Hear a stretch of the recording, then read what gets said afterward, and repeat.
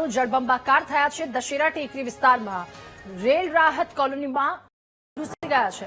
સોસાયટીમાં 25 થી વધારે ઘરોમાં વરસાદી પાણી ઘૂસ્યા। 20 થી વધારે લોકોનું સ્થળાંતર કરી આંગણવાડીમાં મોકલવામાં આવ્યા। તો ઘરમાં પાણી ઘૂસી જતા ઘરવખરીને મોટા પ્રમાણમાં નુકસાન પહોંચ્યું અને લોકોનો ઘરમાં રહેલો સામાન પણ પલળી ગયો છે। સતત વરસાદ ત્યારબાદની આ સ્થિતિ।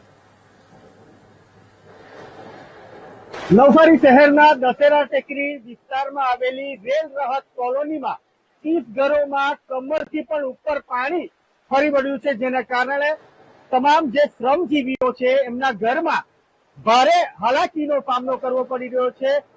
તમામ લોકોના ઘરે જે ઘર વખરી હતી, ચીજ વસ્તુઓ હતી, એ તમામ વસ્તુ પાણીમાં પલળી ગઈ છે। આ 30 જેટલા ઘરોમાં કમરથી પણ ઉપર એટલે કે છાતી સમા પાણી પણ આવી શકે એવી શક્યતા છે। હાલ વરસાદ વરસી રહ્યો છે, જનજીવન અસ્તવ્યસ્ત થઈ ગયું છે। સતત વરસી રહેલા વરસાદના કારણે જે કઈ ઘરોમાં પાણી ભરાઈ ગયા છે। 30 ઘરોના લગભગ 20 લોકોને સ્થળાંતર કરવામાં આવ્યા છે અને નજીકની શાળામાં એમને આશરો આપવામાં આવ્યો છે।